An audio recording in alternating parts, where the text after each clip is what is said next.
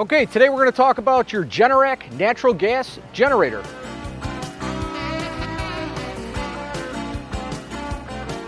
This is your Generac natural gas generator. This is a whole house generator that is going to automatically turn on and give you power in the event of a power outage from the utility company. So first things first, what we're going to do is we want to access the generator. And we want to check our oil and just make sure everything's intact.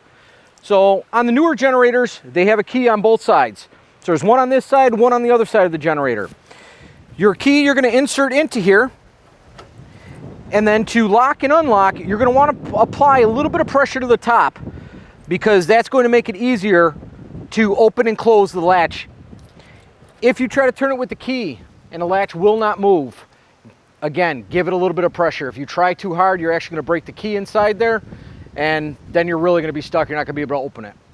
So once you lift the top of your generator open, you're going to find you're going to come in your control panel, your generator engine, the actual generator itself.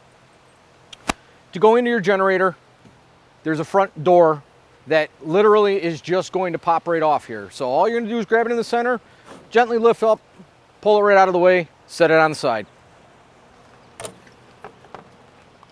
Now once you do that, you're going to get access to the inside of your generator. And as you see, this unit is probably, I'm going to say, about 8 years old. It's pretty clean inside here. We don't see any oil laying anywhere. That's the biggest thing that you're going to want to look for. If you see any oil laying in the bottom of the generator, obviously you have some sort of an issue going on. There really isn't much that a homeowner is going to do inside here, okay, aside from checking your oil. And your oil can be checked right here with a dipstick, just like you would have on your normal car engine. And all you're going to do is you're going to pull it out, wipe the dipstick clean, slide it back in, pull it back out, and again, check the level of your oil. Make sure that you're at the full mark on there.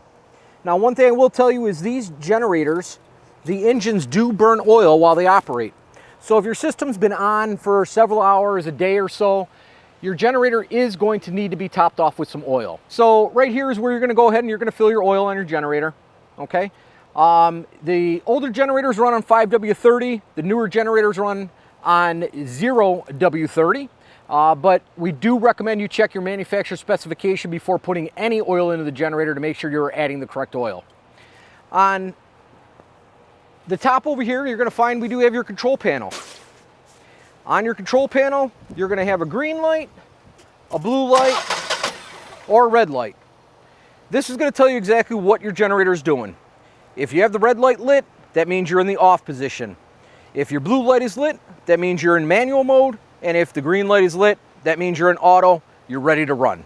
Other than checking the oil on your generator, there really isn't much a homeowner needs to do. Keeping the end of this generator and the front of this generator clear of snow during the winter months is very crucial. Your generator needs to bring air in through the front and blow air out through the back. And that is what's going to keep this generator running and keep it cool. So when you do have those big snowstorms and you're worried about a power outage, make sure you clean off the front and the rear of the generator. Doing that will make sure that this system stays running for you in the event that you do need it. We're going to go ahead, we're going to put our door back on. And again, there's two little pins on the bottom of the door.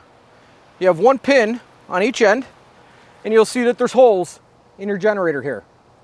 All you're going to do is drop your pins into the holes, pick your door up a little bit to bring the top latches into place, and that's it. Your front cover's back on, close your top cover, your generator's ready to run. One other important part that I do want to bring to your attention is on the side of the generator over here, you will see right next to your lock assembly, we have an indicator light. So there are three lights that will light up in here. You'll have green, you'll have yellow or orange, and then you're going to have a red light. If your red light is on at any point, that means either the generator is turned off or there's a problem with your generator and it is not going to run. When your green light is on, that means your system is ready to go and will turn on in the need of a power outage. The yellow light, all that is that's a maintenance light, and that is set on a time. So 1 year from the day you have your maintenance done, that yellow light's going to come back on to remind you that you need to have your maintenance done. There's nothing wrong with the generator. It's going to function as long as the green light's on, It's just telling you you need to contact somebody to have somebody come in and do your maintenance. So again, look at the lights on the side.